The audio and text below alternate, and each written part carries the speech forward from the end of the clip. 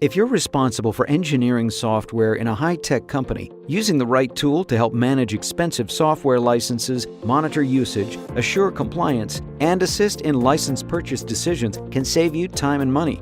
You need Team EDA's License Asset Manager with usage monitoring, or LAM for short. LAM provides a place to track your engineering license inventory, store vendor information, and access current floating license checkout information. It also determines if you need more or fewer licenses or a license remix.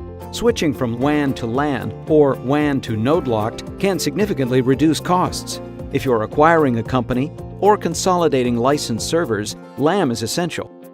Team EDA provides a complete, state-of-the-art solution for managing engineering software licenses, consulting services, and on-site training. Team EDA understands and shares best practices.